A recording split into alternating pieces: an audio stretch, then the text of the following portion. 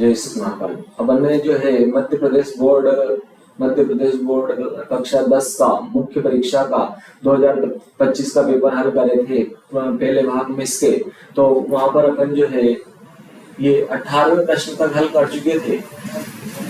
18वें प्रश्न में ये वाला जो प्रश्न है 17 का अथवा वाला ये वाला प्रश्न भी अपन जो हल कर चुके हैं। उसमें 18वां प्रश्न जो है ये वाला प्रश्न भी अपन जो है हल कर चुके थे उसमें, ठीक है ना। ये आकृति वाला ये जो प्रश्न है अपन जो है हल कर चुके हैं उसमें, ठीक है।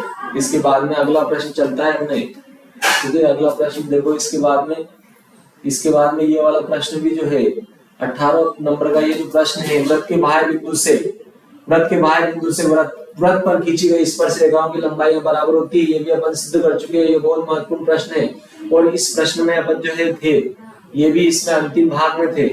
तो पुनः देख लेते चलो। इसमें दो सकेंद्रीय वृत्तों की त्रिज्या 5 सेंटीमीटर और 3 सेंटीमीटर है। ये आपके दो सकेंद्रीय वृत्त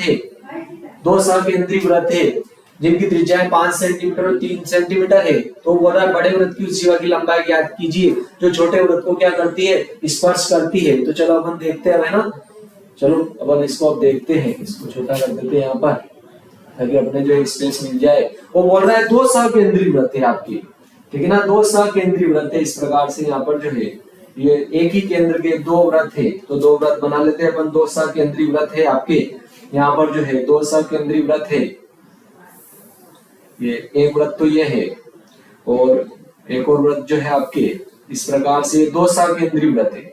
ये दो सकेंद्रीय वृत्त है जिनके केंद्र अर्थात एक ही है। ये दो सकेंद्रीय वृत्त है, इनके केंद्र एक ही है। और ये बड़े वृत्त की क्या कह रहा है, बड़े वृत्त की उस जीवा की लंबाई पूछ रहा है आपके। बड़े वृत्त की उस जीवा की लंबाई, इस जीवा की लंबाई पूछ रहा है जो ये छोटे वृत्त को क्या करती है, स्पर्श करती है। ये बड़े वृत्त की जीवा हो गई जो छोटे वृत्त को क्या करती है, मान लिया जाए कि एम बिंदु पर स्पर्श करती है। इसकी लंबाई क्या कर रहा है, वो पूछ रहा है, ठीक है ना। इसकी लंबाई क्या कर रहा है, वो पूछ रहा है अपने को। तो देखो अपन AB का मान अपने को ज्ञात करना है। यहाँ पर AB की जो लंबाई है वो अपने को जीवा AB की जो लंबाई है, बड़े वृत्त की जो जीवा है इसकी AB की लंबाई अपने को क्या करनी है, ज्ञात करनी है। तो देखो यहाँ पर इस बड़े वृत्त की त्रिज्या अगर मैं यहाँ से इसको मिलाता हूँ तो ये क्या हो जाएगा, आपके बड़े वृत्त की त्रिज्या हो जाएगी और ये बड़े वृत्त की त्रिज्या है। और देखो यहाँ भी वृत्त के केंद्र को अगर एम बिंदु से मिलाता हूँ तो ये भी क्या होगा, छोटे वाले वृत्त की परिधि का बिंदु हो जाएगा। एम छोटे वाले वृत्त की परिधि का बिंदु हो जाएगा और ये वृत्त का केंद्र है। तो ये क्या हो जाएगी, छोटे वाले वृत्त की त्रिज्या और ये बड़े वाले वृत्त की त्रिज्या हो जाएगी। और बड़े वाले वृत्त की त्रिज्या दे रखी उसने 5 सेंटीमीटर, यानी कि OB का मान दिया इसने 5 सेंटीमीटर और ये छोटे वाले वृत्त की त्रिज्या है और ये दे रखी उसने 3 सेंटीमीटर।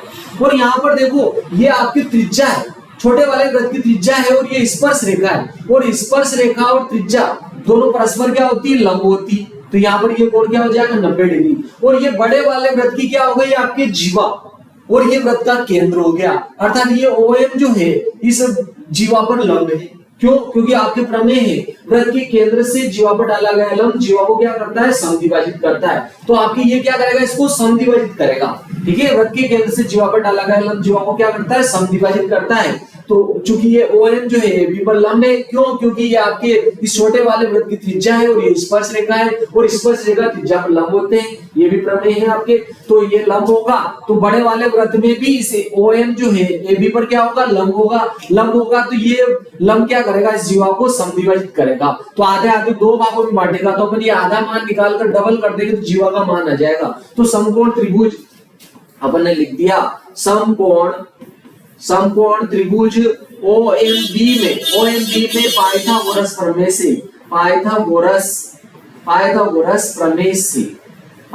प्रमेय से अपन क्या करेंगे, देखो ये 90 के सामने का कर्ण हो जाएगा। किसी भी समकोण त्रिभुज में 90 के सामने का कर्ण होता है और कर्ण क्या होता है, शेष दो भुजाओं के वर्गों के योग के बराबर होता है। किसी भी समकोण त्रिभुज में 90 डिग्री के जो कोण होता है उसके सामने का कर्ण होता है और कर्ण का वर्ग शेष दो भुजाओं के वर्गों के योग के बराबर होता है। कर्ण क्या है इसमें, OB। तो कर्ण का वर्ग यानी कि OB का वर्ग जो है, शेष दो भुजाएं कौन सी है, एक तो OM है आपके, लंब तो OM हो जाएगी, OM का वर्ग और आधार हो जाएगी आपके MB, नीचे वाला आधार हो जाएगा।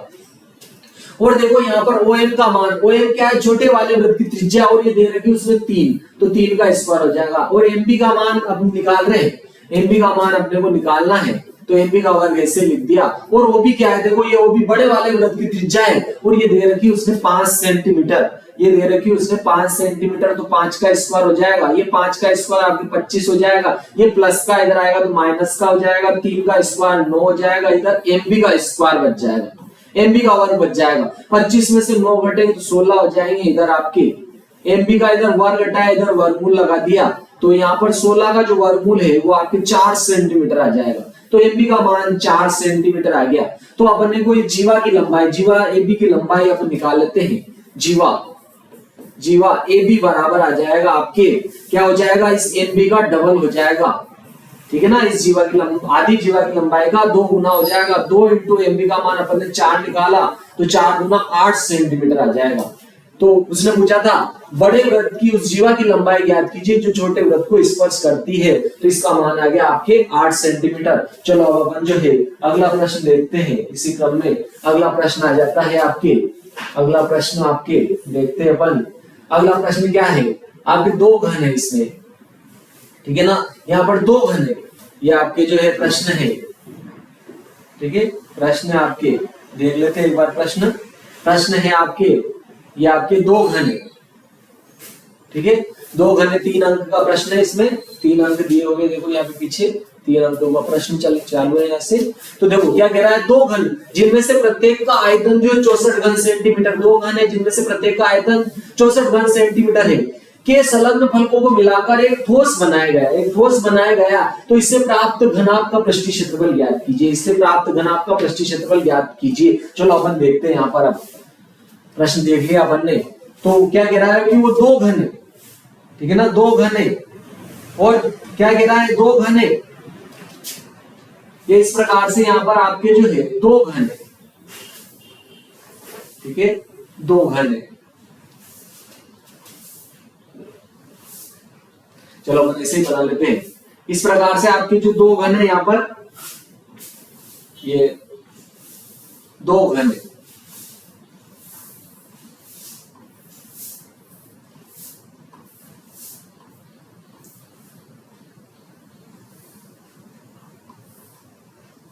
इस प्रकार से 2 घन है।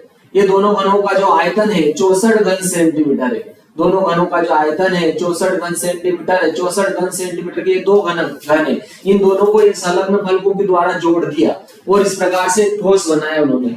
तो इस ठोस का पृष्ठीय क्षेत्रफल पूछ रहा है, पृष्ठीय क्षेत्रफल पूछ रहा है। तो देखो आपके घन का, प्रत्येक घन का आयतन दे रखा है, और घन का आयतन दे रखा है, इसने घन का आयतन दिया है, और घन का आयतन होता है भुजा का क्यूब, और ये दे रखा है इसने 64 घन सेंटीमीटर, यानी कि 64 घन सेंटीमीटर दिया भुजा का क्यूब।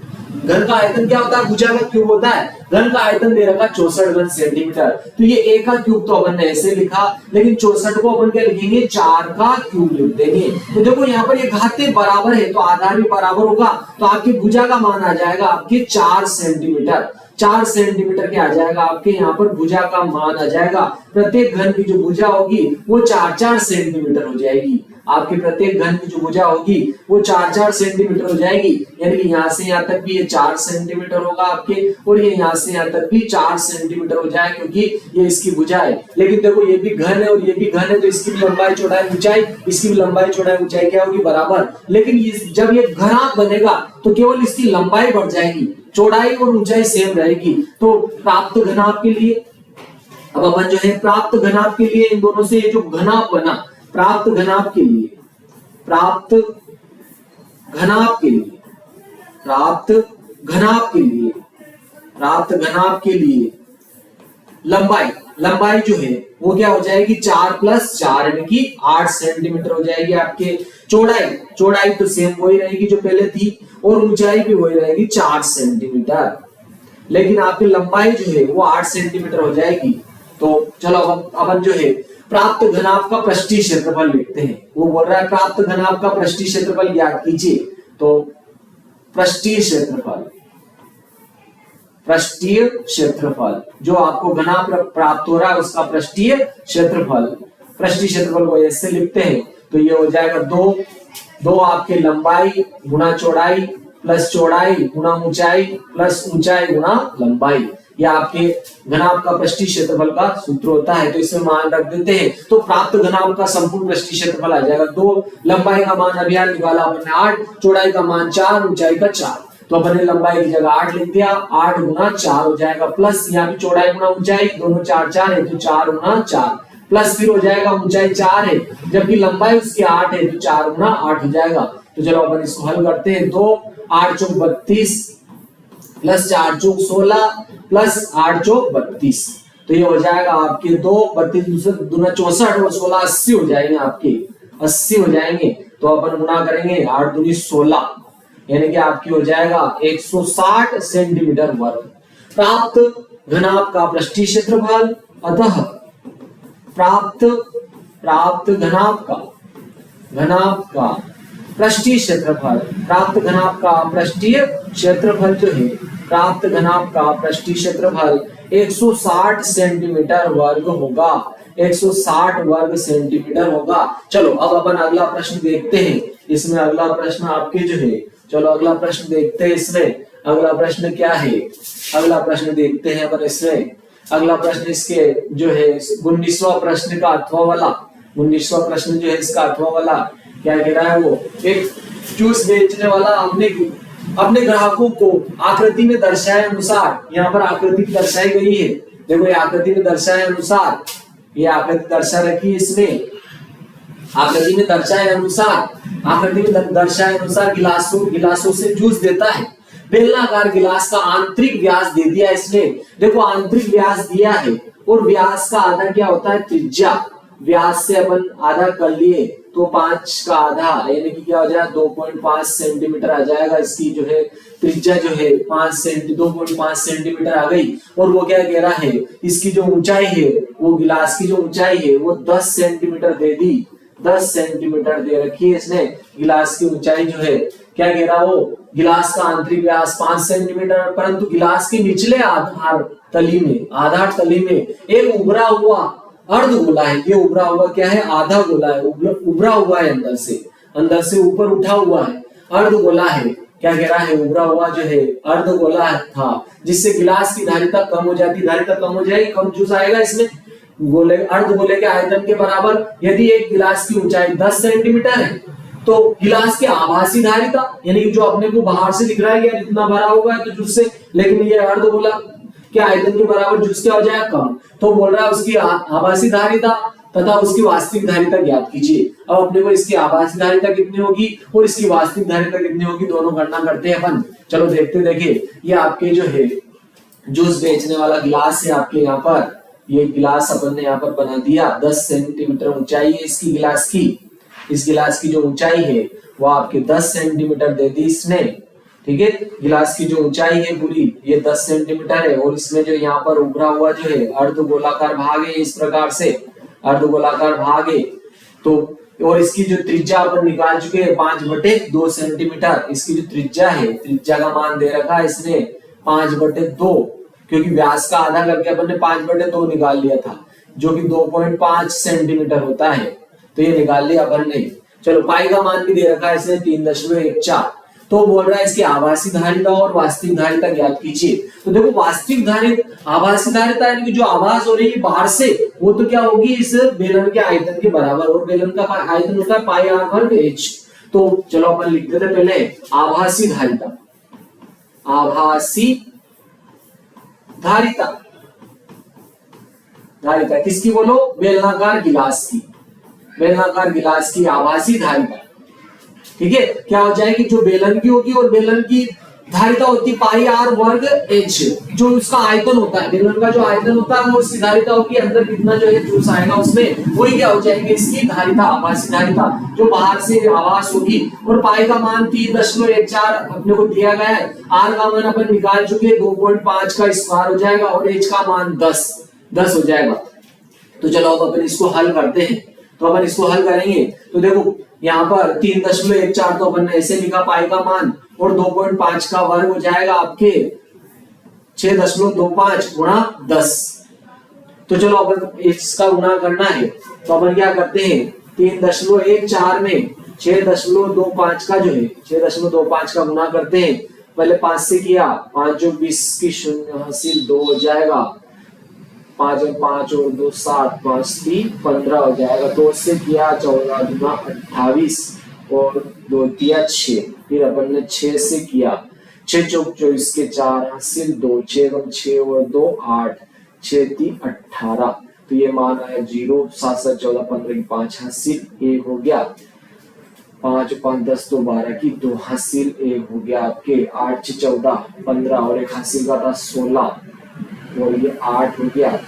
8 और 1 क्या हो जाएगा, 9 एक हासिल का था यहाँ पर तो 9 हो जाएगा और ये 1 आपके 2 और 2 4 अंकों बाद 10 लग जाएगा। लेकिन 10 की एक जीरो थी तो पुनः एक अंक और इधर सट जाएगा, तो आपके आभासी धारिता आ जाएगी 196.25 घन सेंटीमीटर। ये इसकी क्या आ गई, आभासी धारिता। इसकी आभासी जो धारिता होगी आपके, आभासी धारिता कितनी होगी यहाँ पर, तो आभासी धारिता आपके आ जाएगी 196.25 इसकी क्या आ जाएगी, आभासी धारिता आ जाएगी। इसकी आभासी धारिता जो है 96.25 आ जाएगी आपके जो है, इसकी आभासी धारिता अपन ने जो है याद कर ली। इसकी आभासी धारिता जो है ये आ गई आपके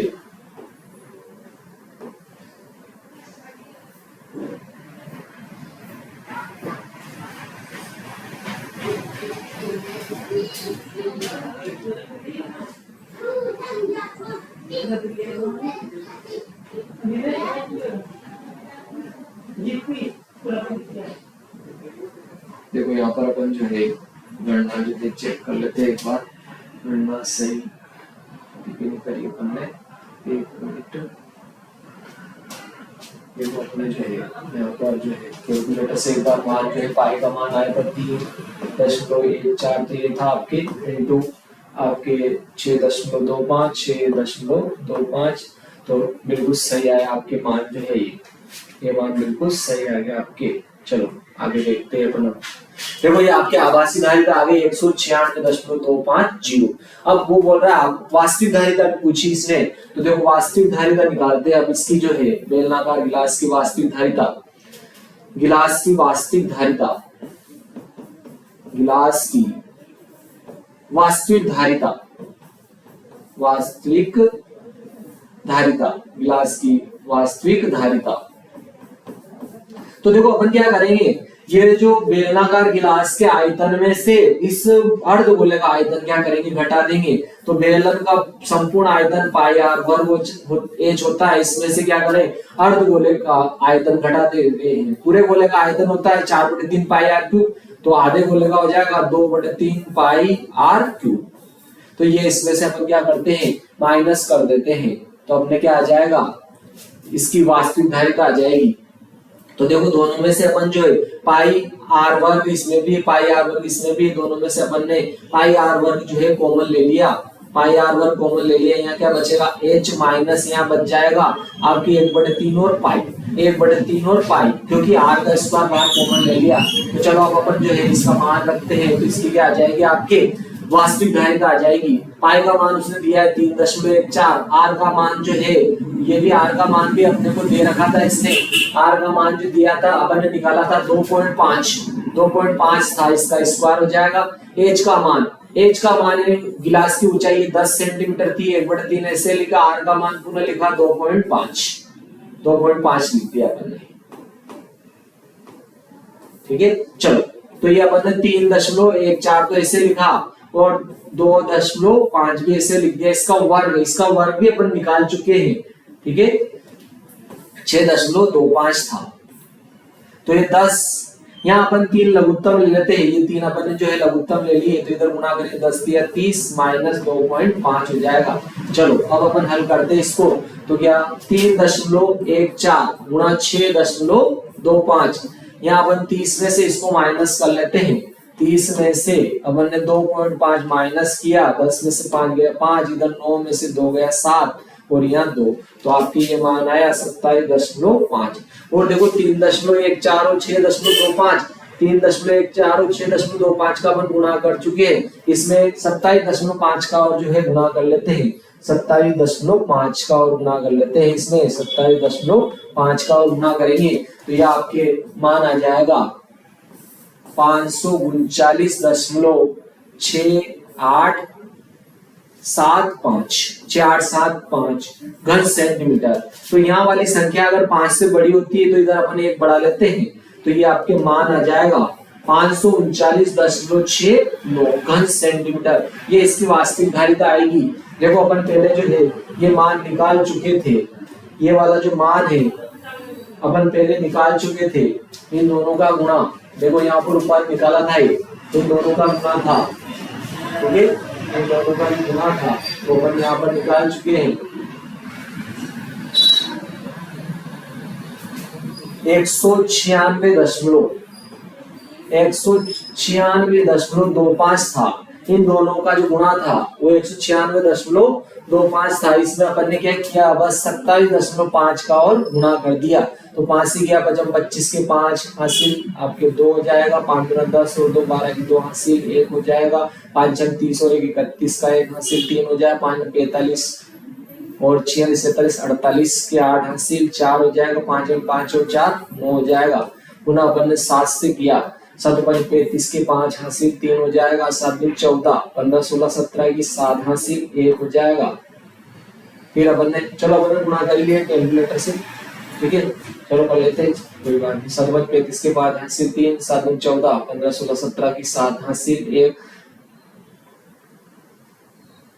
7 6 42 और 1 हासिल का 43 की 3 हासिल 4 हो जाएगा, और 7 9 63 64 65 66 67 की 7 हासिल 6 हो जाएगा, 7 1 7 और 6 13 हो गया।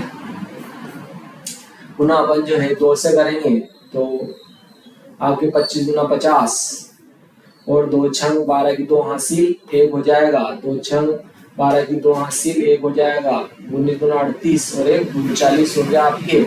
यहाँ पर जोड़ते हैं 5 और ये हो गया 7, ये हो गया आपके 8 8 पर 13 14 15 16 की 6 हासिल 1 हो गया, 9 और 1 10 और 7 17 18 19 के 9 हासिल 1 हो गया, 9 3 12 और 1 13 की 3 हासिल 1 हो गया। देखो 4 5 4 3 और 1 4 1 हासिल का 5 हो गया।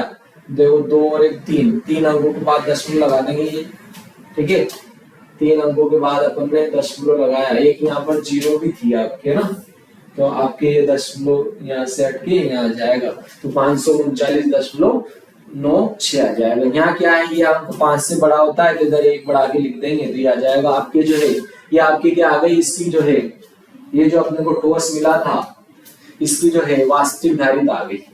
चलो देखते देखिए अगला प्रश्न देखते हैं, ठीक है, ये आपके अगला प्रश्न आता है इसमें, अगला प्रश्न हल करते हैं इसके बाद में आपकी क्या है। देखो अगला प्रश्न, देखो अगला प्रश्न, गुणनखंड द्वारा समीकरण 2x वर्ग 5x धन 3 बराबर 0 के मूल ज्ञात कीजिए। गुणनखंड विधि द्वारा आपके जो है, देखो ये आपके जो उदाहरण 3 है पेज नंबर 39 पर गणित जो है, इसमें प्रश्न क्रमांक चौथा है आपके 2.4 का चौथा सवाल है आपके। तो चलो अपन इसको हल करते हैं। 2x वर्ग ऋण 5x आपके सवाल है, 2x वर्ग ऋण 5x, 2x वर्ग ऋण 5x, ठीक है, गुणनखंड विधि के द्वारा इसको जो है अपने को हल करना है। सवाल क्या है आपके, गुणनखंड विधि द्वारा जो है हल कीजिए। गुणनखंड विधि के द्वारा इसको अपन हल करते हैं। गुणनखंड द्वारा समीकरण 2x वर्ग ऋण 5x धन 3 बराबर 0 के मूल ज्ञात कीजिए।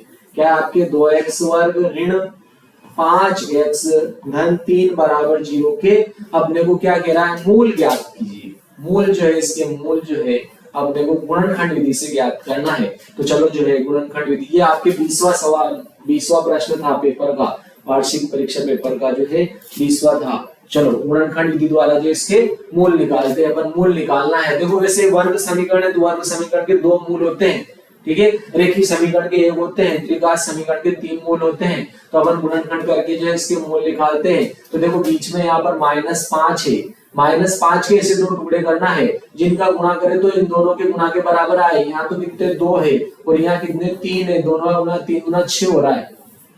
यानी कि अपने को क्या करना है, -5 के ऐसे 2 टुकड़े करना है जिनका गुणा करें तो कितना है 6, और जोड़ घटाव करें तो -5, तो ये के हो जाएंगे, एक तो -2 होगा और एक -3, क्योंकि देखो माइनस माइनस प्लस 3 2 3 6 हो जाएगा। तो देखो गुणा पर ये आ रहे हैं, और -2 और -3 दोनों जोड़ेंगे तो -5 हो जाएंगे, क्योंकि दोनों प्लस के जुड़ती है तो प्लस के होते हैं, +2 +3 +5, वैसे -2 -3 जुड़ेंगे तो -5 भी हो जाएंगे।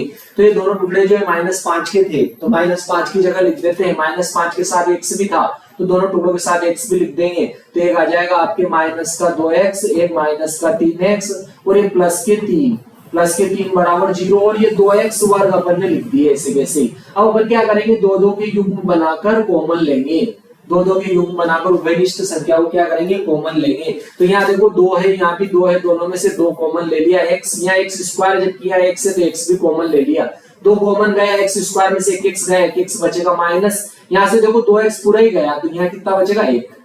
यहाँ भी अपन देखो, अपन अगर पहले माइनस चिन्ह आता है तो माइनस कॉमन लिया जाता है और सबके चिन्ह बदल देते हैं, और दोनों में से 3 भी कॉमन ले लिए, तो -3 कॉमन लेंगे तो यहाँ कितना बचेगा x, और यहाँ बचेगा -1। या फिर देखो अपन है ना, हर बार जो है ये का ही ब्रैकेट यहाँ आएगा, ये का ही ब्रैकेट क्या करो आप यहाँ लिख दो, यहाँ पर पीछे कॉमन लेने की जरूरत ही नहीं, ये का ही ब्रैकेट यहाँ लिख दो, क्योंकि हर बार यही ब्रैकेट आएगा। और पीछे से अपन क्या करेंगे, दूसरे नंबर पर देखो, पीछे से दूसरे नंबर पर देखो, ये दूसरे नंबर पर देखा, यहाँ से जो यहाँ आ जाता है उसको छोड़ो, बचता है उसको यहाँ लिख दो चिन्ह सहित। तो देखो यहाँ से x यहाँ आ गया, बचा क्या -3 अपन ने यहाँ लिख दिए, -3 जो है यहाँ लिख दिए, ये बहुत ही सरल गुणनखंड करना। अपन पहले वाले को कॉमन ले लो, दूसरे वाले को कॉमन लेने की जरूरत ही नहीं, ये का ब्रैकेट यहाँ लिख दो, पीछे से दूसरे नंबर पर देखो बराबर के इधर, दूसरे नंबर पर देखा, यहाँ दूसरे नंबर पर देखेंगे यहाँ ऊपर वाले समीकरण में, तो यहाँ से x यहाँ आ गया, बचा कितना -3, जो बचे उसको यहाँ लिख दो, तो -3 बचा था, अपन ने इसको यहाँ लिख दिया, -3 को अपन ने यहाँ लिख दिया। चलो अब पुनः जब इसी को यहाँ लिखा तो यही कॉमन आएगा, x -1 दोनों में से x -1 कॉमन ले लिया, बचा उसको इधर ब्रैकेट में लिखते हैं, यहाँ 2x बचा, यहाँ -3 बचा बराबर 0। अब अपन क्या करेंगे, मूल निकालने के लिए एक बार इस गुणनखंड को 0 के बराबर करेंगे, एक बार इस गुणनखंड को 0 के बराबर करेंगे, तो यदि x -1 बराबर 0 तो क्या होगा बोलो, x बराबर माइनस का 1 इधर आएगा तो प्लस का 1 हो जाएगा, तो एक मूल तो आ गया -1, फिर इसको 0 के बराबर करते हैं। यदि 2x -3 बराबर 0 तो क्या होगा आपके, ये माइनस का जो 3 है बराबर के इधर जाएगा तो प्लस का 3 हो जाएगा, इधर क्या बचेंगे 2x बचेंगे, 2 इधर जाएंगे तो इसके बटे में चले जाएंगे आपके, तो आपके आ जाएगा, ये दूसरा मूल आ गया आपके, दोनों मूल आ गए आपके, एक मूल आया आपके 1 और एक आया 3/2, तो अतः वर्ग समीकरण के मूल, अतः वर्ग समीकरण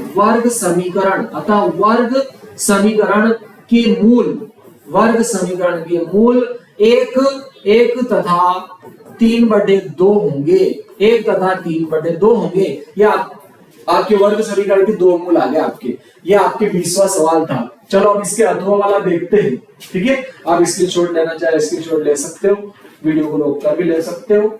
चलो देखिए अगला वाला सवाल देखते हैं अपन। चलो अगला वाला 20 का अथवा वाला सवाल देखते हैं अपन ने, मुख्य सवाल देख लिया, अब 20 के जो है अथवा वाला सवाल देखते हैं अपन जो है, ठीक है। अथवा में क्या है, 2 क्रमागत धनात्मक पूर्णांक ज्ञात कीजिए जिनका वर्गों का योग जो है 365 है। ये 4.2 का चौथा है आपके मध्य प्रदेश बोर्ड कक्षा 10 गणित का जो है आपके 4.2 का चौथा सवाल है, ठीक है। तो 2 क्रमागत धनात्मक पूर्णांक ज्ञात कीजिए जिनके वर्गों का योग बोल रहा है 365 है। चलो अब अपन सवाल देखते हैं, अपन सवाल पढ़ लिया, 2 क्रमागत धनात्मक पूर्णांक ज्ञात करना है जिनके वर्गों का योग जो है 365 है। ये आपके 20वें का अथवा वाला प्रश्न देख रहे हो अपन, ठीक है। 20वें का अथवा वाला प्रश्न देखते हैं अपन। चलो देखो वो क्या कह रहा है कि 2 क्रमागत धनात्मक पूर्णांक ज्ञात कीजिए जिनके वर्गों का योग जो है 365 है, जिसके वर्गों का योग 365 है। देखो क्रमागत धनात्मक पूर्णांक अपने को याद है 1 2 3 4 5 6 7 8 9 10 11 12 डेज ये हो जाएंगे आपके क्रमागत धनात्मक पूर्णांक। लेकिन 2 ही है उसमें तो देखो पहले से दूसरा एक ज्यादा, कोई भी पहला लोगे अगर आपको पहला याद है तो दूसरा अपन आसानी से एक जोड़कर निकाल सकते हैं। पहले से दूसरा कितना होता है, एक ज्यादा होता है। और 2 क्रमागत धनात्मक पूर्णांक कह रहा है, 2 क्रमागत धनात्मक पूर्णांक कह रहा है और पहले से दूसरा एक ज्यादा होता है, लेकिन पहला भी अपने को ज्ञात नहीं है। जब पहले से दूसरा एक ज्यादा होगा, अगर अपन पहला मान ले तो दूसरे पहले में एक जोड़ेंगे तो दूसरा आ जाएगा, ठीक है ना। तो अपन को पहला भी पता नहीं है तो अपन पहला x मान लेते हैं। माना कि प्रथम धनात्मक पूर्णांक जो है, हल देखो माना कि क्रमागत, ठीक है, क्रमागत धनात्मक पूर्णांक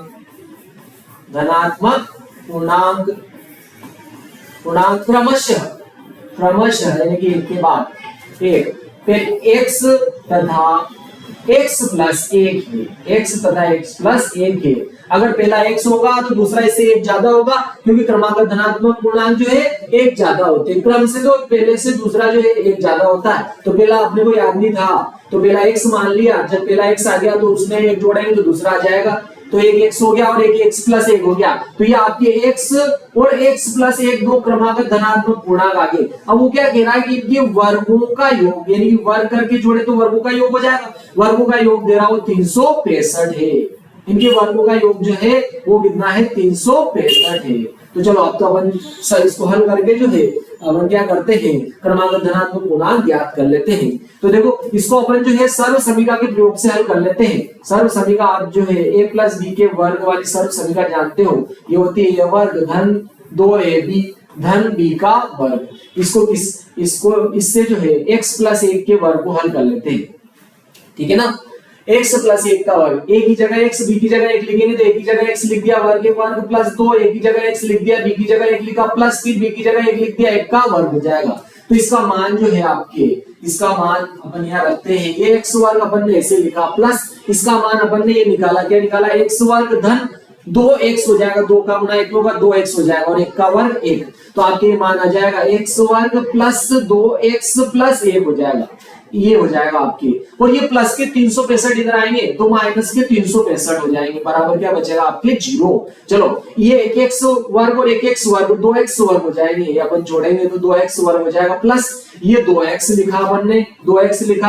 अब अपन ये प्लस का 1 और ये माइनस के 365 है, तो माइनस 365 में से प्लस 1 जो है अपन कम करेंगे तो यहाँ पर माइनस के 364 बच जाएंगे, बराबर 0 हो जाएगा। यहाँ पर आपके समीकरण के आगे 2x वर्ग धन 2x ऋण 364 बराबर 0। अब यहाँ पर देखो इसको सरल कर लेते हैं, ये क्या है, पूरी समीकरण 2 से विभाजित है तो इसको 2 से विभाजित कर लेते हैं। तो ये अपन लिख दिया समीकरण के प्रत्येक पद में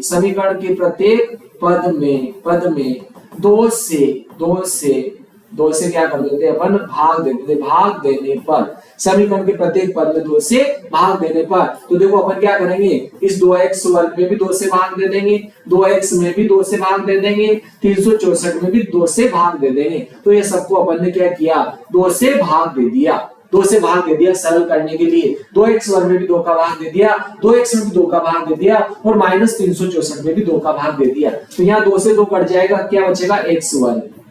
यहाँ भी 2 से 2 कटेगा, x बचेगा माइनस, यहाँ 364 में 2 का भाग देते हैं, 2 से काटा 2 एकम 2, 2 8 16 और 2 दूना 4, तो आपके 182 बराबर क्या हो गया, 0 हो गया यहाँ पर। चलो अब अपन इसको आगे हल करते हैं, ठीक है ना। अब अपन इसको आगे हल करते हैं, चलो इसको आगे हल करते हैं। पुनः यहाँ पर गुणनखंड विधि प्रयोग करेंगे अपन।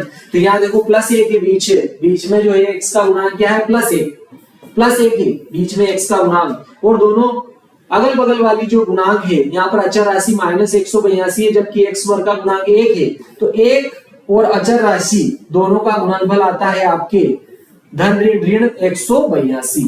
तो अपने को क्या करना है, प्लस 1 के ऐसे 2 टुकड़े करना है जिनका गुणांक तो कितना है 182 माइनस के, और उन दोनों टुकड़ों का जोड़ घटाव करें तो कितना है, प्लस का 1। प्लस 1 के ही ऐसे 2 टुकड़े करना है, इसके ऐसे 2 टुकड़े करना है जिनका गुणा करें तो माइनस के 182 आए, और दोनों टुकड़ों को जोड़े या फिर घटाए तो कितना है, प्लस 1। अगर आपको ऐसा करने में दिक्कत होती है तो आप 182 के गुणनखंड करके देख सकते हो, ठीक है। 2 से किया, 2 9 18 और 2 एकम 2, फिर अपन ने क्या किया, 7 से किया, 7 एकम 7 7 के 21। तो देखो इन सब गुणनफलों का जो गुणनखंडों का सब गुणनखंडों का गुणा तो ये 182 आएगी से।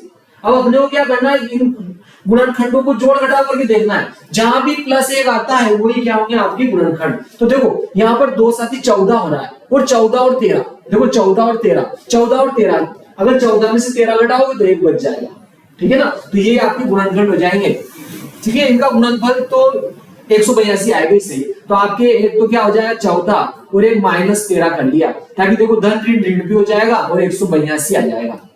और 14 में से बड़े 14 है, जबकि माइनस के जो है 13 ये छोटे हैं, तो 14 में से 13 घटाएंगे प्लस का 1 भी हो जाएगा। तो ये दोनों टुकड़े x से, तो x की जगह दोनों टुकड़े x के थे, यानी कि +1 के थे, और +1 किसके साथ था, x के साथ। तो इसकी जगह दोनों टुकड़े लिखेंगे, तो दोनों टुकड़ों के साथ x भी लिख देंगे। तो एक आ जाएगा आपके प्लस का 14x, एक आ जाएगा माइनस का 13x। ये प्लस के माइनस के 182 भी ऐसे लिख दिए, बराबर 0 भी ऐसे लिखा, x वर्ग भी ऐसे लिख दिया। अब अपन क्या करेंगे, पुनः दो के युग्म बनाएंगे और कॉमन लेंगे। तो दोनों में अपन ने को जो है x कॉमन दिख रहा है यहाँ पर, दोनों में से x कॉमन ले लिया, दोनों में से x कॉमन लिया, x वर्ग में से एक x बाहर गए, यहाँ x बच जाएगा, प्लस यहाँ से भी x कॉमन लिया, तो 14 बच जाएंगे आपके यहाँ पर। क्या बचेंगे, 14 बच जाएंगे। अब ये का ब्रैकेट अपन यहाँ लिख देते हैं, x + 14 बराबर 0। पीछे से दूसरे नंबर पर देखो, पीछे से दूसरे नंबर पर देखा, देखो ये x यहाँ आ गया, बचा उसको यहाँ लिख दो, यहाँ -13 बचेंगे, ये लिख दिए। ठीक है, हर बार ऐसे ही करना, ये कर पहले युग्म में से कॉमन ले लो और उसी ब्रैकेट को यहाँ लिख दो, और पीछे से दूसरे नंबर पर देख लो, जो यहाँ से यहाँ आ जाता है उसको छोड़ो, बचता है उसको चिन्ह सहित यहाँ लिख दो। तो यहाँ से देखो x यहाँ आ गया, बचा कितना, -13, तो -13 यहाँ लिख दिए। फिर देखो x + 14, इसमें भी दोनों में से x + 14 अपन ने क्या किया, कॉमन ले लिया। यहाँ क्या बचता है, x - 13 बराबर 0। अब अपन क्या करेंगे, एक एक युग्म को क्या करेंगे, 0 के बराबर करेंगे, एक एक गुणनखंड को, और अपन क्या करेंगे, मान निकाल लेंगे। एक एक गुणनखंड को अपन क्या करेंगे, 0 के बराबर करके जो है मान निकाल लेते हैं। 0 के बराबर करके जो है अपन मान निकालते हैं। पहले देखो अपन प्लस वाले को कर लेते हैं, क्योंकि यहाँ पर ऋणात्मक आपके पूर्णांक आएगा, ऋणात्मक पूर्णांक आएगा, जबकि क्रमागत धनात्मक पूर्णांक निकालना है जो असंभव होगा, इसलिए इसको पहले 0 के बराबर कर लेते हैं अपन। ठीक है, तो यदि x + 14 बराबर क्या है, 0, तो प्लस का 14 इधर आएगा तो माइनस का 14 हो जाएगा, और यहाँ पर ऋणात्मक पूर्णांक आया तो ये क्या होगा, असंभव हो जाएगा आपके। ऋणात्मक पूर्णांक क्या हो जाएगा आपके, असंभव। ठीक है, ये क्या होगा आपके, असंभव होगा, तो इसको अपन ने छोड़ दिया। फिर देखो यहाँ पर x - 13 को 0 के बराबर करेंगे, यदि x - 13 बराबर 0, तो माइनस का 13 आपके इधर आएगा तो आएगा हो जाएगा प्लस का। तो देखो पहला क्या आ गया आपके 13, क्रमागत पूर्णांक पहला 13 आ गया, इसलिए 1 ज्यादा है, 13 + 1 क्या हो जाएगा 14। तो अतः क्रमागत धनात्मक पूर्णांक क्या हो जाएंगे, 13 और 14। तो यहाँ लिख देते हैं अतः क्रमागत धनात्मक पूर्णांक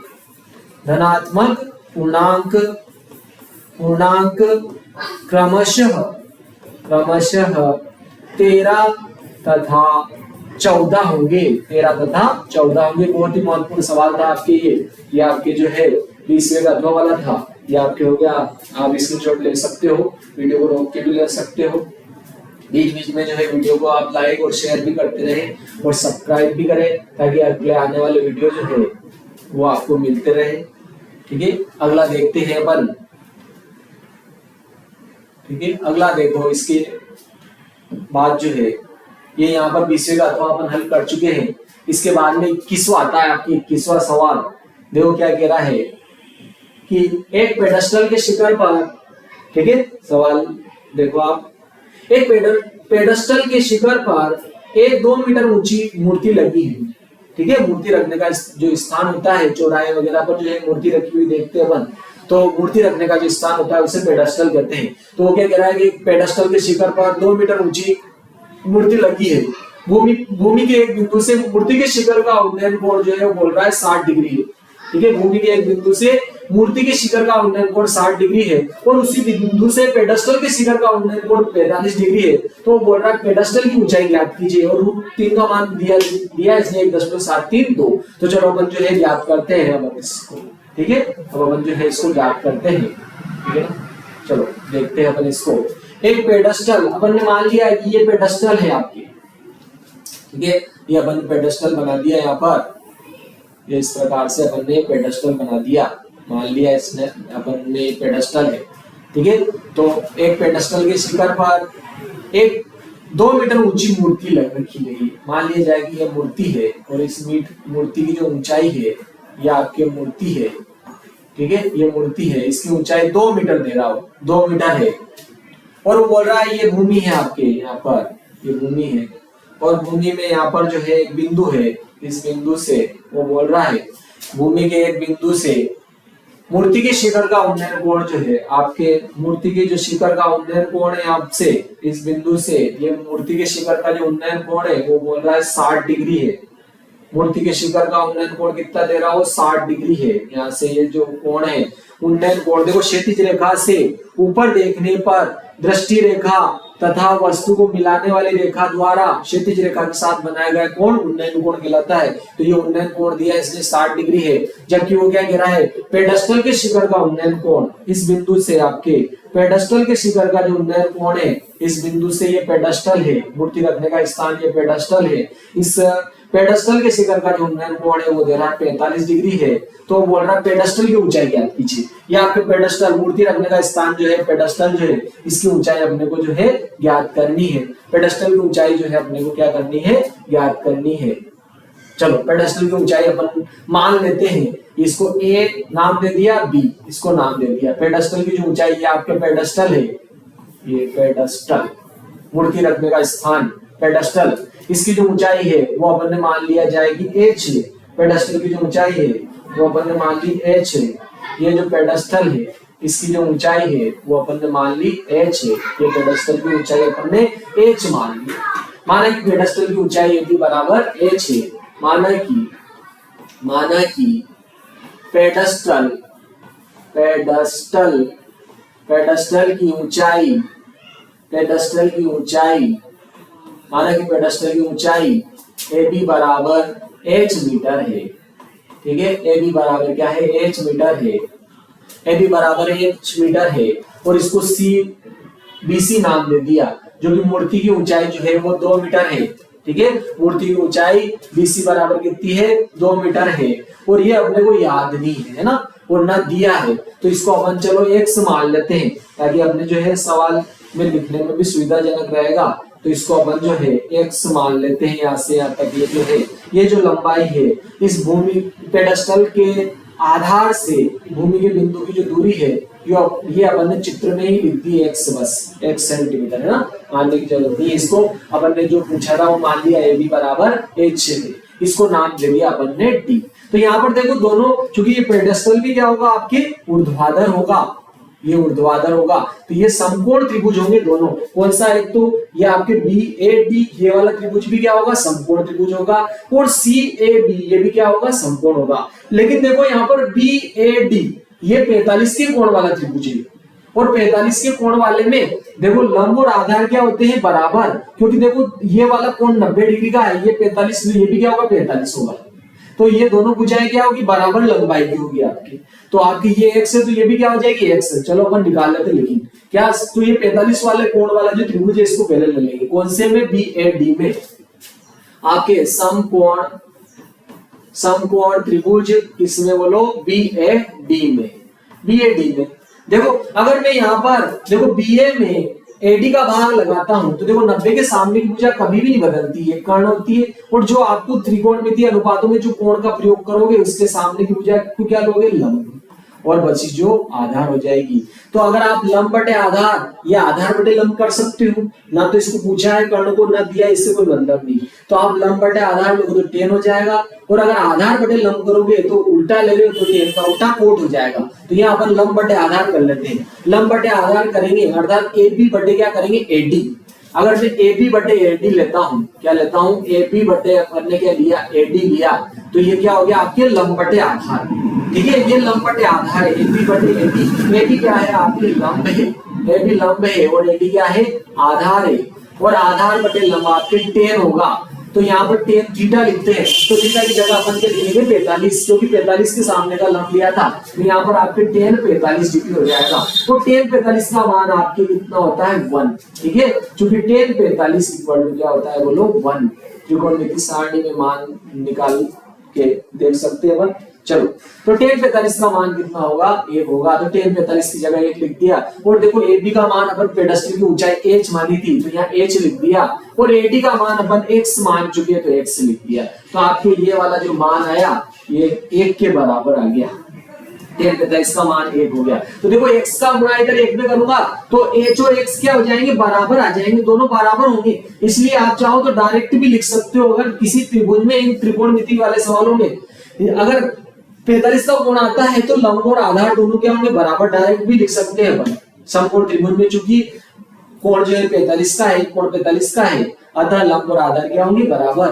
तो आप h और x बराबर लिख सकते हो डायरेक्ट ही। आपके आधार और लंब दोनों क्या लिख सकते हो, बराबर। अब ये वाला त्रिभुज ले लेते हैं अपन, कौन सा वाला, CAD में, समकोण त्रिभुज CAD में। ये लिखा अपन ने समकोण त्रिभुज CAD में, समकोण त्रिभुज CAD में। अब पुनः ये लेंगे, ये देखो इसमें भी 90 के सामने कर्ण होगा, लेकिन ना तो कर्ण को ज्ञात करना है ना दिया है, तो इससे कोई मतलब ही नहीं। तो अपन क्या लेंगे, ये लंब हो जाएगा, क्योंकि ये वाला कोण आप 60 डिग्री का लेंगे। ये वाला जो कोण है आपके 60 डिग्री का, तो 60 के सामने का ये पूरा वाला जो होगा ये लंब होगा, तो ये आधार होगा। तो पुनः अपन लंब बटे आधार कर लेते हैं, जो भी tan हो जाएगा। अगर आधार बटे लंब करोगे तो कोण उसका उल्टा होगा, तो अपन tan ही लेंगे हर बार जो है। अगर ध्यान रखना, लंब बटे आधार और आधार बटे लंब लेना हो तो लंब बटे आधार ही लेंगे, क्योंकि लंब बटे आधार tan हो जाएगा और आधार बटे लंब करोगे तो tan का उल्टा कोट हो जाएगा। तो इसलिए अपन लंब बटे आधार करेंगे, तो लंब तो क्या हो जाएगा AC और आधार AD। तो यहाँ पर आपके AC बटे AD आ जाएगा, AC बटे AD, क्योंकि अपन ने लंब में आधार का भाग लगाया है, ठीक है, लंब में आधार का भाग लगाया है। तो ये क्या हो गया आपके tan, और tan यहाँ पर कितना आएगा, 60 डिग्री। और tan 60 का अगर अपन 60 में मान देखते हैं तो आपके tan 60 का मान √3 होता है, तो ये √3 लिख दिया, चूंकि tan 60 बराबर कितना होता है, √3। तो tan 60 की जगह मैंने √3 लिख दिया। और AC देखो, ये यहाँ से यहाँ तक AC, तो देखो ये H है और ये 2 है, तो ये AC क्या हो जाएगा आपके H+2।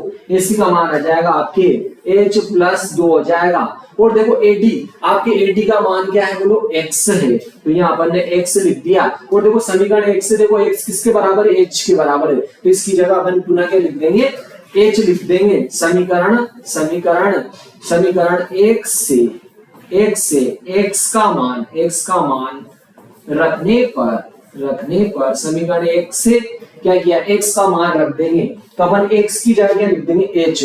तो देखो h धन 2 तो ऐसे लिख दिया अपन ने, ये h धन 2 तो ऐसे लिख दिया, और यहाँ पर x की जगह क्या लिख दिया, h, क्योंकि x जो h के बराबर आया था, और ये √3 ऐसे लिख दी।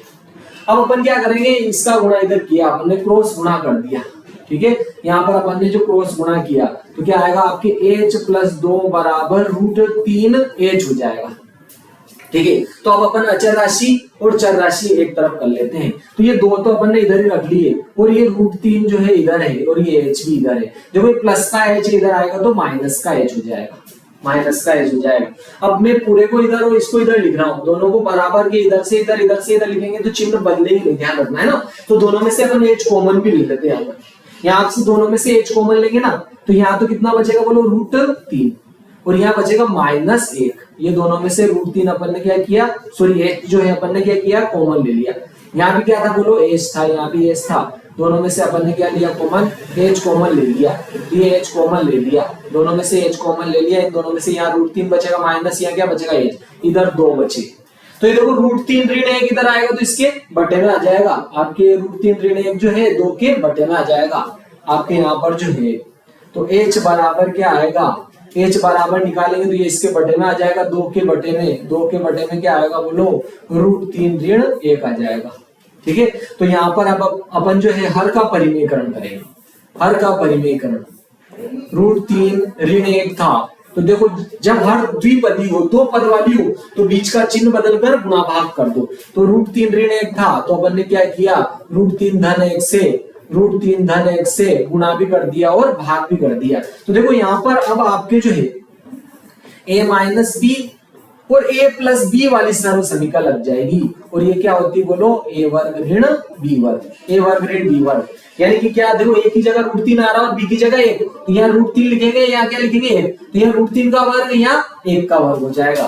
तो आपके ऊपर तो क्या आ रहा, 2, ये लिखा अपन ने, और √3 का मान दिया था अपने को इसने 1.732, तो इस √3 की जगह लिख दिया मैंने 1.732 +1, ये +1 लिख दिया है, ठीक है। और यहाँ देखो बटे में इसका मान इस सर्व समीकरण में रखेंगे, तो देखो a की जगह तो क्या लिखेंगे, √3, तो यहाँ √3 हो जाएगा, और वर्ग है तो वर्ग कर देंगे, माइनस यहाँ 1 का वर्ग हो जाएगा, चलो अब अपन जो है यहाँ पर इसको जो है हल कर लेते हैं, तो ना यहाँ पे थोड़ा और जो हल करते हैं। ये एस तो अपन ने ऐसे ही लिख दिया, यहाँ देखो ये 2 ऐसे लिखा, तो यहाँ जोड़ेंगे ना अपन, तो 1 और 1 कितने हो जाए 2, तो ये हो जाएगा आपके 2.732 और बटे में क्या देखो यहाँ वर्ग से वर्गमूल जाए 3 माइनस 1 का वर्ग 1, तो क्या आएगा आपके 3 माइनस 1 और 3 माइनस 1 कितने होते हैं 2, देखो 3 माइनस 1 कितने हो जाएगा आपके 2, तो ये 2 गुणा 2.732 बटे में क्या आ रहा 2, 2 से 2 अपन काटेंगे, तो यहाँ पर आपके जो है पेडस्टल की ऊंचाई आएगी 2.732 मीटर। तो अतः पेडस्टल की जो ऊंचाई होगी आपके 2.732 मीटर होगी। अतः अतः अतः पेडस्टल की ऊंचाई 2.732 मीटर होगी, ठीक है। ये अगर आप चाहो तो 2.73 भी लिख सकते हो, क्योंकि अगर हटाया गया मान 5 से छोटा हो तो उसको उससे पहला वाला मान जो है अर्थात 3 जो है अपरिवर्तित रखते हुए ऐसे भी हटा सकते हो, तो 2.73 लिखोगे तो भी सही, 2.732 लिखोगे तो भी सही। चलो बहुत बड़ा सवाल था, इसके बाद में अगला सवाल देखते हैं अपन, इसके अथवा वाला 21 के अथवा वाला देखते हैं। 21 में अब अथवा वाला सवाल करते हैं। अथवा वाला सवाल क्या है, चलो अपन सवाल पढ़ लेते हैं पहले, ठीक है ना। पहले अपन जो है सवाल पढ़ लेते हैं, यहाँ पर सवाल क्या है, चलो सवाल देखते पहले, इसके बाद में अपन हल करते हैं। अथवा वाले में देखो एक मीनार के पाद बिंदु से, पाद बोले तो आधार, एक मीनार के पाद बिंदु से भवन की शिखर का उन्नयन कोण 30 डिग्री ऐसा कह रहा हूं, ठीक है। मतलब एक तो क्या है बोलो मीनार है और एक भवन है, तो क्या कह रहा है एक मीनार के पाद बिंदु से भवन के शिखर का उन्नयन कोण 30 डिग्री ऐसा कह रहा, ठीक है।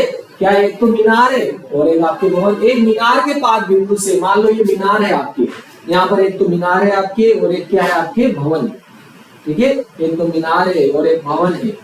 चलो देखते देखिए अपन, ये आपके क्या है मीनार है, ठीक है, ये मीनार है और अपन ने यहाँ पर एक भवन मान लिया, ये आपके भवन है और यहाँ पर ये अपन ने दोनों का आधार ले लिया, ये आधार है।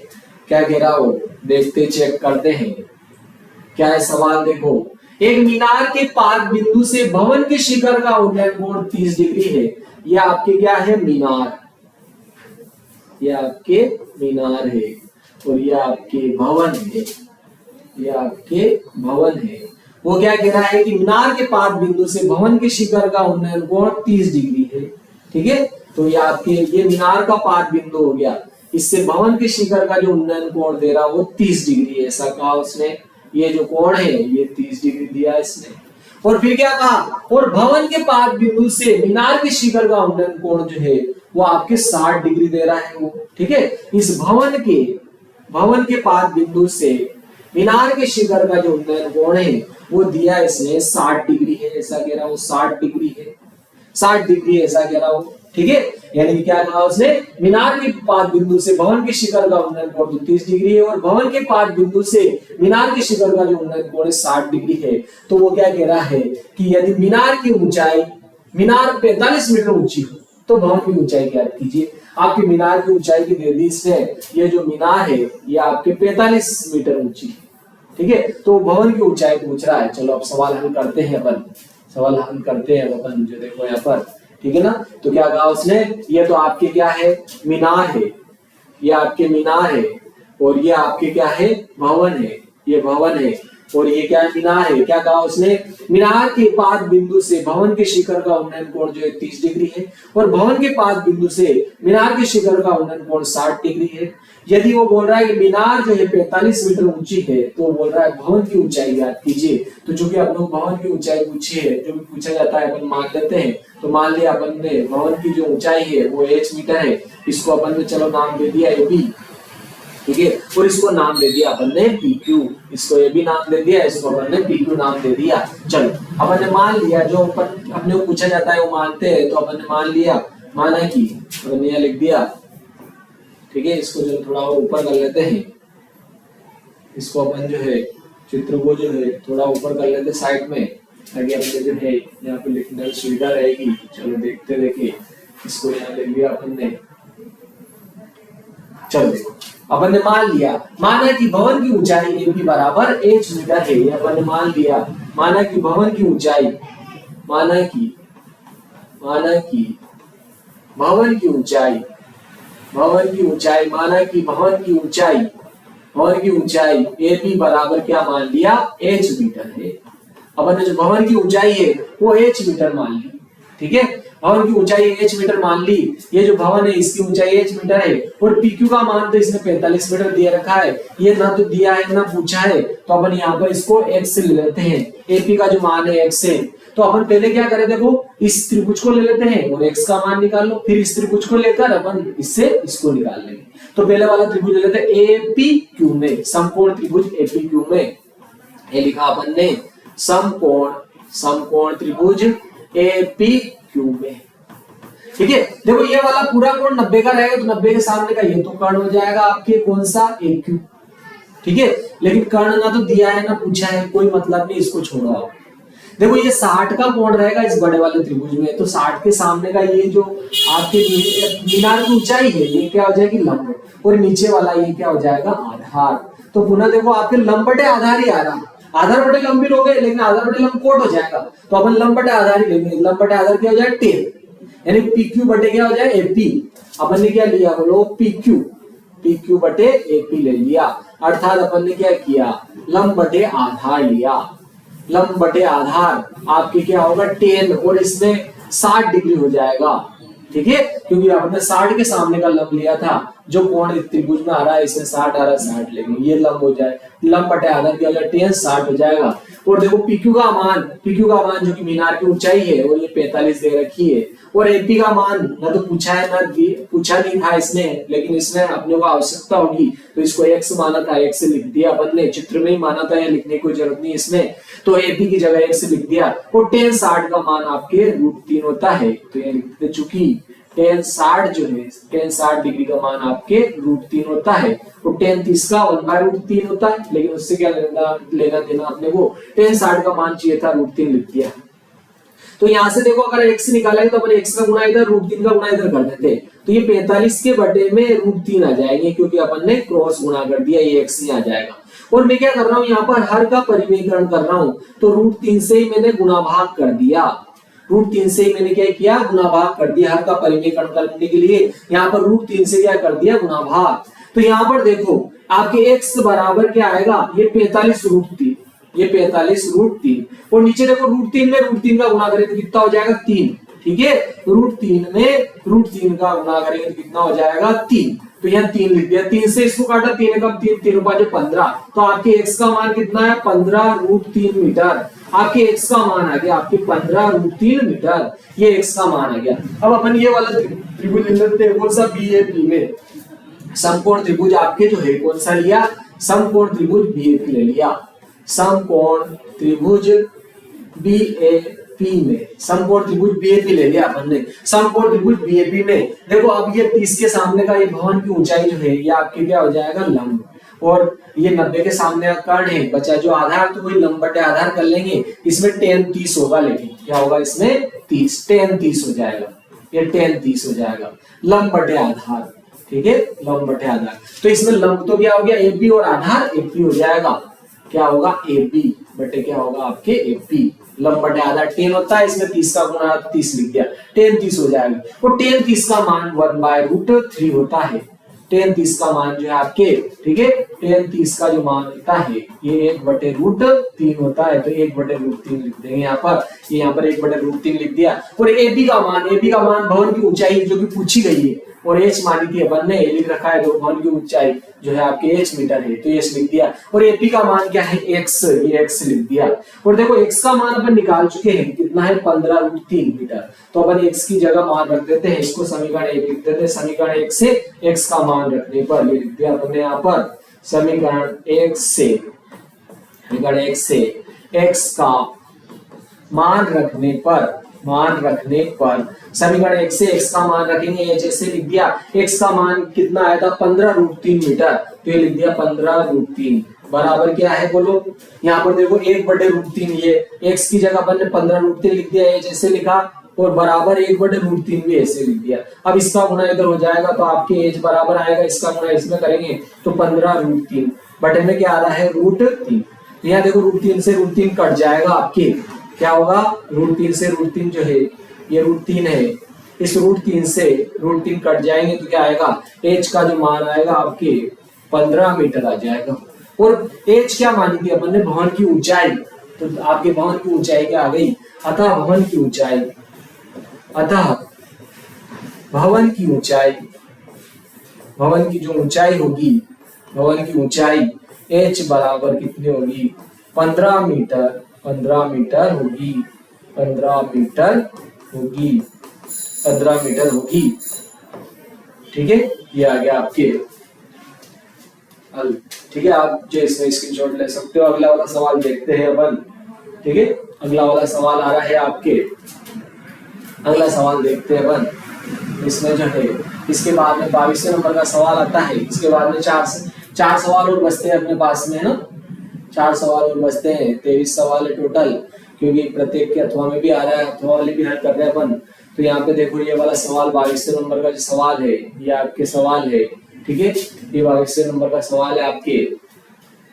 चल देखो, विद्यार्थियों के एक समूह द्वारा एक मोहल्ले के 20 परिवारों पर किए गए सर्वेक्षण के परिणाम स्वरूप विभिन्न परिवारों के सदस्यों की संख्या से संबंधित निम्नलिखित आंकड़े प्राप्त हुए।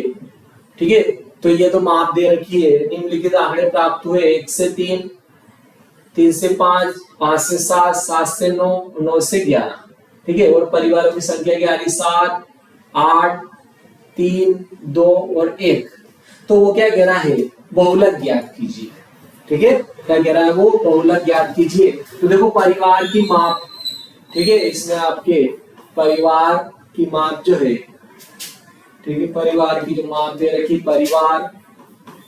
परिवार की माप ये दे रखा है इसने 1 से 3, फिर दिया इसने 3 से 5, फिर दिया 5 से 7, फिर दिया इसे 7 से 9, फिर 9 से 11। ये तो परिवार की माप दे दी इसने। और इसने क्या कहा परिवारों की संख्या। ठीक है, परिवारों की संख्या। ठीक है, परिवारों की जो संख्या है ये इसने दे रखी है 7, 8, 3, 2, 1, 7, 8, 3, 2, 1। तो उसने क्या पूछा है बहुलक। चलो अपन बहुलक ज्ञात करते हैं। ठीक है, तो देखो इसमें बहुत ही सिंपल सा है, अगर आपको बहुलक का सूत्र याद है तो ये बहुत ही सरल हो जाएगा सवाल। ठीक है, बहुलक का आपके जो सूत्र होता है z बराबर होता है आपके, z बराबर होता है L plus F1 minus F0 बटे 2F1 minus F0 minus F2 गुणा H। यह आपके सूत्र होता है बहुलक ज्ञात करने का।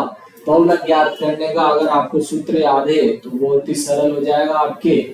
क्या होता है z बराबर L1 या L1 भी लिखते हैं, L भी लिखते हैं, z बराबर L plus F1 minus F0 बटे 2F1 minus F0 minus F2 गुना H होता है। चलो, तो ये सब अपने को जो है मान याद होना चाहिए, तो बहुत ही सरल हो जाएगा। देखो अपन जो है पहले क्या करें F ज्ञात कर ले। ठीक है ना, क्या कर ले F ज्ञात कर ले। आपके F होता है बहुलक वर्ग कि आपके क्या हो जाएगी बारंबारता। तो यहाँ पे देखो बहुलक वर्ग हो जाएगा आपके 8, तो F1 का मान कितना हो जाएगा आपके 8, यहाँ पर क्या हो जाएगा ये 8। और F0 क्या हो जाएगा बहुलक वर्ग से पहले वर्ग की बारंबारता, तो ये F1 हो गया आपके F0 से। F0 क्या है बहुलक वर्ग से पहले वर्ग की बारंबारता। ठीक है, तो F0 हो जाएगा आपके 7। फिर F2 क्या है दूसरे नंबर पर आएगा, नीचे आ जाएगा बहुलक वर्ग के बाद के वर्ग की बारंबारता, तो F2 का मान आ जाएगा आपके 3। ठीक है, और एज क्या है जो भी आपने बहुलक वर्ग खोजा था, ठीक है, उसका अंतर है एच। एच क्या हो जाएगा आपके देखो 5 माइनस 3 बराबर कितना हो जाएगा 2। ठीक है, और एल क्या है बहुलक वर्ग की निम्न सीमा, तो निम्न सीमा कितनी है बोलो 3, तो आपके इसका मान आ जाएगा एल का मान आ जाएगा आपके 3, एल का मान 3 आ गया आपके, एल बराबर कितना आएगा 3। ठीक है, F1 क्या है बहुलक वर्ग की बारंबारता, अधिकतम बारंबारता वाला वर्ग ही क्या होगा बहुलक वर्ग। यहाँ पर अधिकतम बारंबारता कितनी है, 8 है। चाहो तो अपन ये सारणी यहाँ बनाने की जरूरत नहीं है ना, अपन इसमें भी देखकर कर सकते हैं। ठीक है, अधिकतम बारंबारता कितनी है, 8 है। तो ये क्या हो जाएगा, F1 का मान हो जाएगा, F1 बराबर 8। फिर क्या आता है, F0 इससे पहले आएगा, तो बहुलक वर्ग से पहले वर्ग की बारंबारता, F0 का मान 7 हो जाएगा। फिर आ जाएगा बहुलक वर्ग के बाद की बारंबारता, जिसको F2 लिखेंगे, इसका मान 3 हो जाएगा। फिर आ जाएगा बहुलक वर्ग का वर्ग अंतराल, जो कि एच होता है आपके 5 - 3 बराबर 2। फिर आएगा आपके यहाँ पर एच आ गया, फिर आता एल, बहुलक वर्ग की निम्न सीमा 3 हो जाएगी, बहुलक वर्ग की निम्न सीमा 3 हो जाएगी। तो अब ये सारणी बनाना कोई जरूरी है, लेकिन मैंने इसको जो है इसमें इस पर दिखाई देता है, इसलिए मैंने वहां बना दिया। पर प्रश्न अपन पहले ही देख चुके थे, है ना।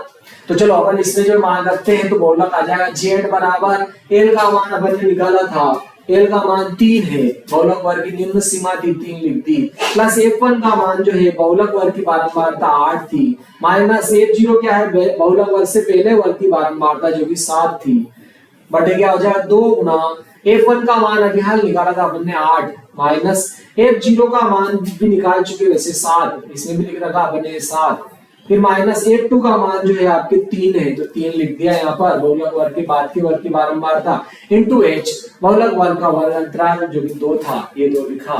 बस इसको अपन जो हल करेंगे तो आंसर आ जाएगा Z बराबर 3 + 8 में से 7 घटेंगे तो आपके 1 बच जाएगा, 8 में 7 घटेगा, आ जाएगा 2 8 16 माइनस 7 और 3 10 गुणा क्या हो जाएगा 2, तो Z बराबर आएगा 3 + 1 बटे, देखो 16 में से 10 गया 6 गुना 2, 2 से काटा 2 दिया 6, तो यहाँ पर आपकी बहुलक आ जाएगा, देखो यहाँ पर 3 3 9 और 1 10, आपके 10 बटे क्या हो जाएगा 10, 3 3 9 और 1 10, 10 बटे क्या हो जाएगा 3।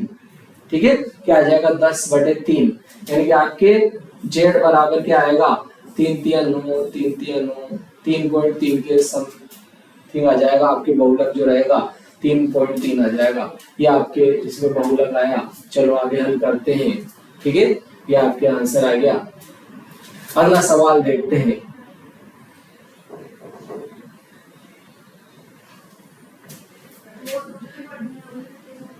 चलो अगला सवाल है आपके यहाँ पर।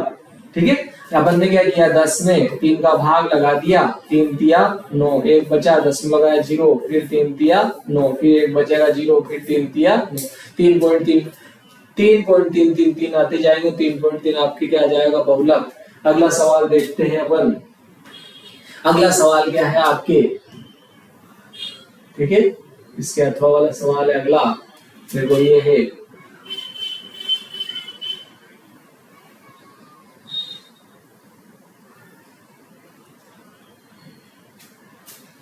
चलो निम्नलिखित सारणी 34 नगरों की साक्षरता दर प्रतिशत में दर्शाती है, माध्य साक्षरता दर कल्पित माध्य विधि से ज्ञात कीजिए। आपको क्या करना है, कल्पित माध्य विधि से जो है ये आपकी माध्य साक्षरता दर ज्ञात करनी है। चलो बहुत ही सरल है, साक्षरता दर प्रतिशत में दे रखी इसने, साक्षरता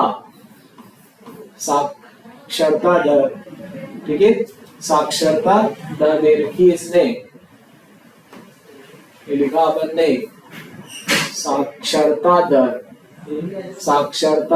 दर प्रतिशत में ये दे रखी है इसने। ठीक है, 45 से 55 फिर आ रहा है 55 से 65 फिर आ रहा है आपके 65 से 75 फिर आया 75 से 85 फिर आया आपके 85 से 95।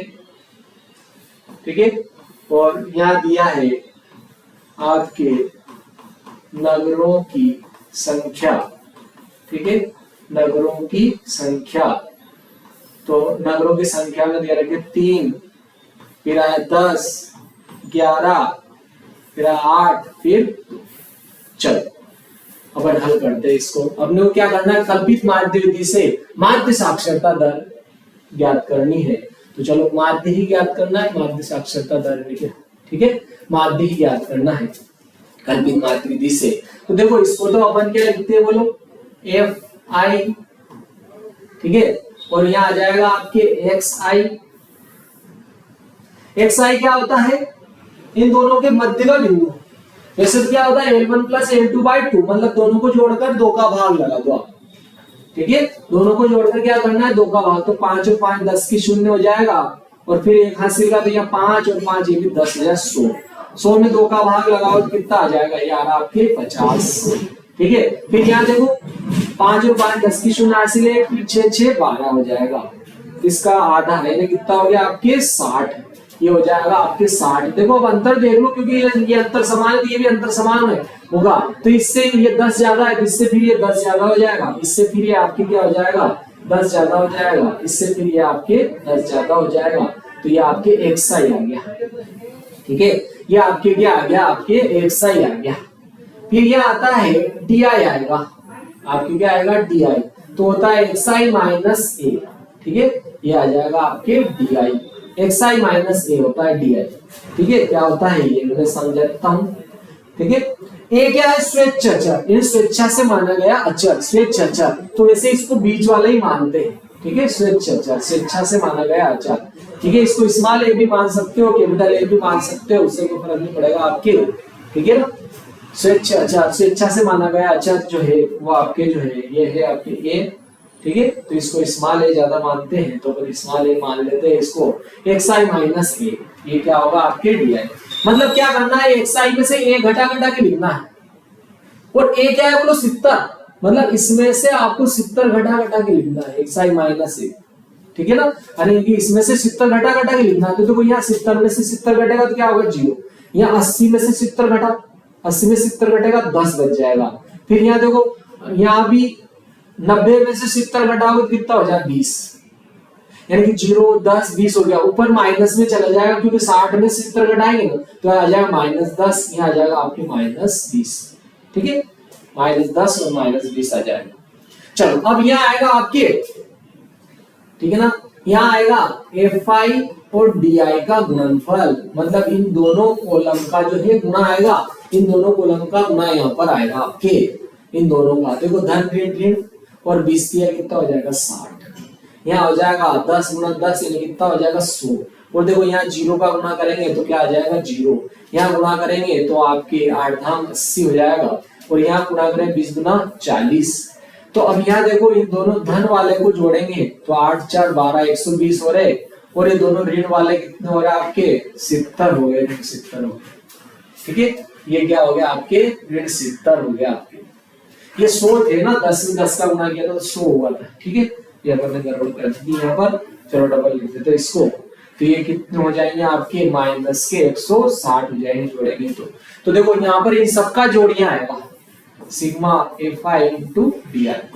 तो देखो जोड़ेंगे तो यहाँ पर ऋणात्मक मान पड़ा है तो ऋण का बचेगा, यानी कि 120 घटाएंगे 160 में से तो आपके कितना आ जाएगा 40, 40 माइनस के आ जाएंगे, और यहाँ पर देखो fi का योग आएगा आपके सिग्मा fi, यानी कि fi का योग, इन सबका वैसे भी इसने योग दे रखा है 34 नगरों की साक्षरता दर, तो नगर टोटल 34 हो जाएंगे, इन सबका जो जोड़ होगा वो क्या हो जाएगा 34।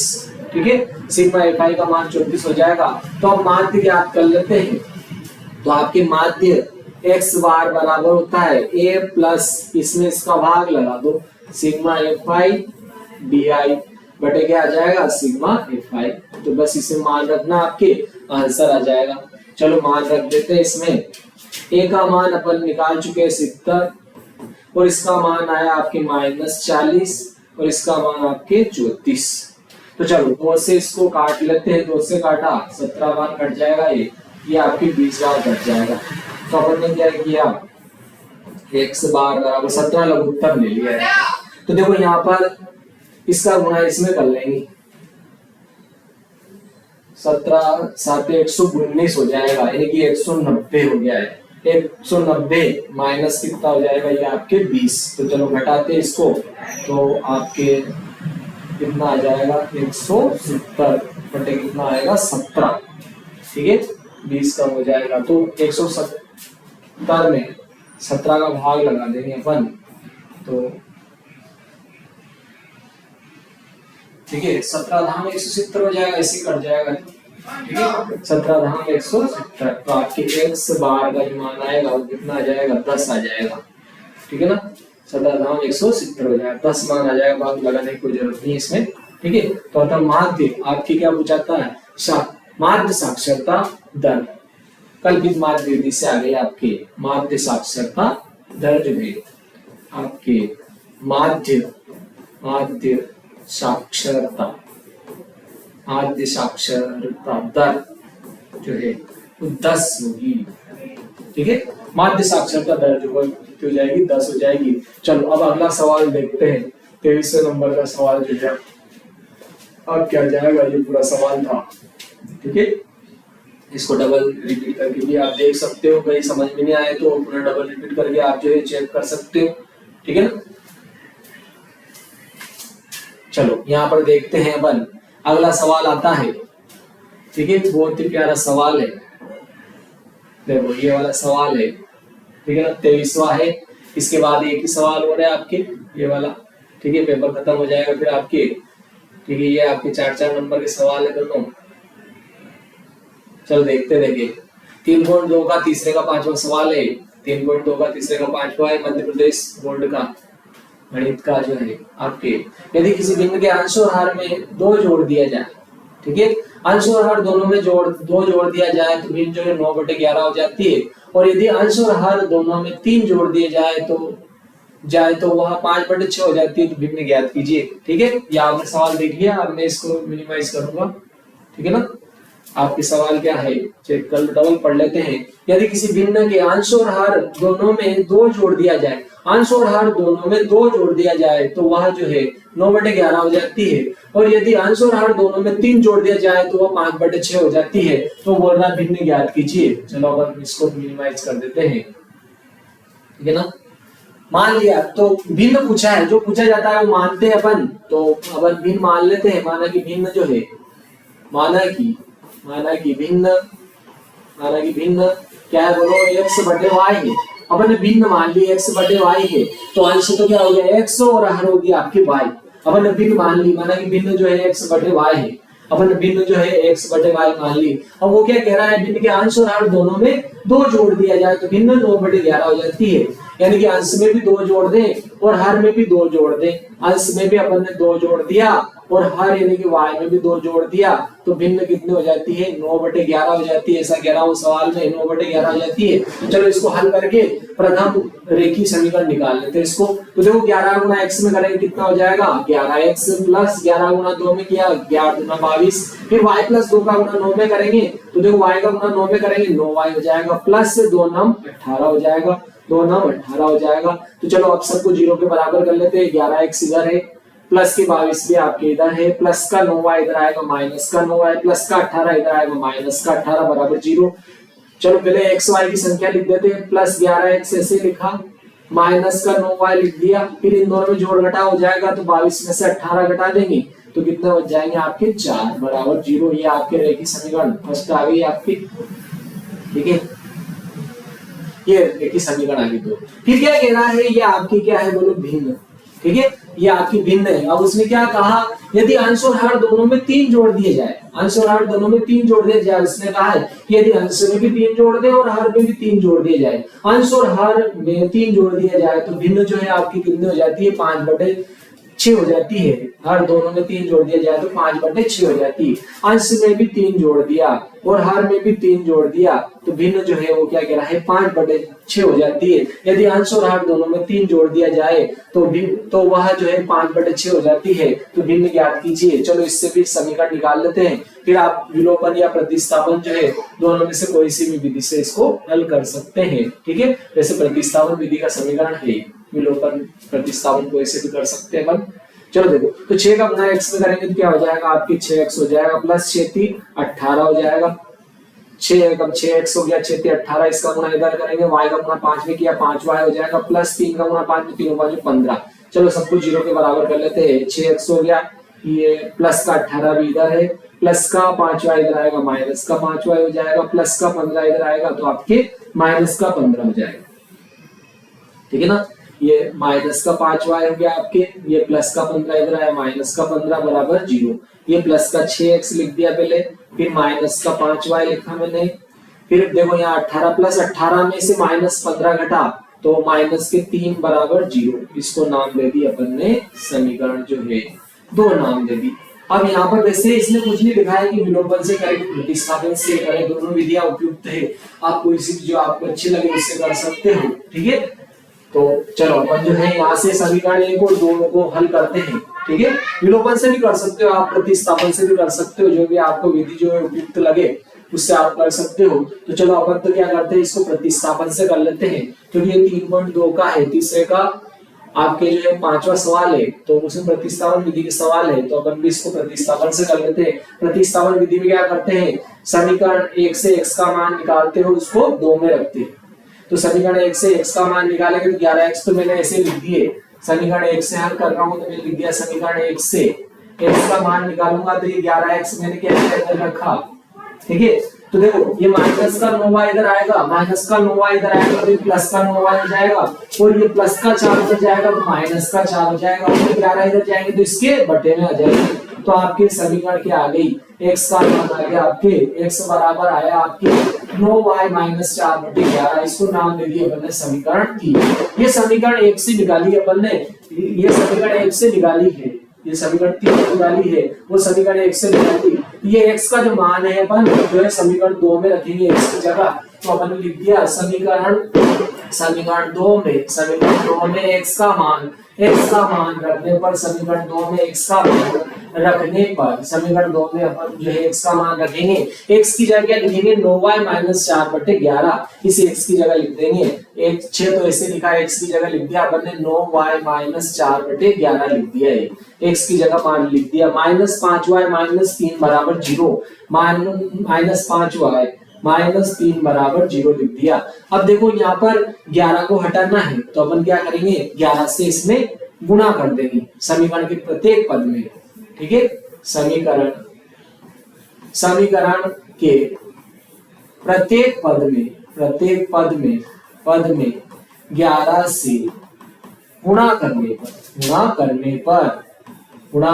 पर ध्यान रखना, हर वाली हटानी है तो गुणा कर दो, और अंश वाली हटानी है तो भाग दे दो। तो यहाँ पर 11 हटाने थे, अपने वो हर में थे, तो अपन 11 से गुणा कर देंगे, लेकिन पहले मैं यहाँ इसका गुणा अंदर कर रहा हूँ, देखो 6 का, ताकि ये 6 हट जाएंगे, तो 6 9 54, आपके यहाँ पर क्या हो जाएगा 54y माइनस 6 चौक 24 हो जाएगा, और बटे में ये आपके 11, ठीक है। और अपन क्या करें, देखो प्रत्येक पद में 11 से गुणा करें तो यहाँ भी क्या हो जाएगा, 11 से गुणा हो जाएगा, माइनस इसमें भी आप 11 से गुणा करोगे ना तो क्या हो जाएगा, 11 5 55y हो जाएगा, माइनस इसमें 11 से गुणा करें, 11 3 33 बराबर 0।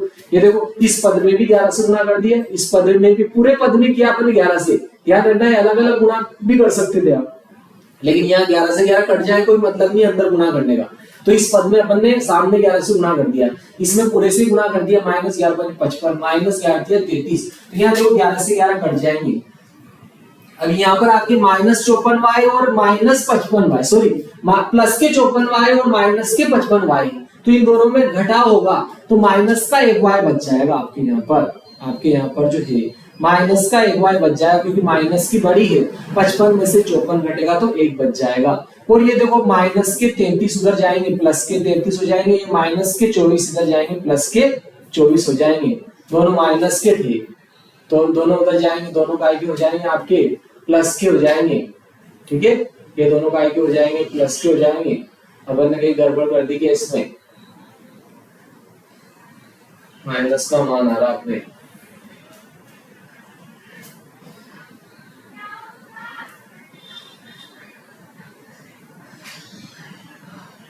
ठीक है। ये भी y था अपने यहाँ पर,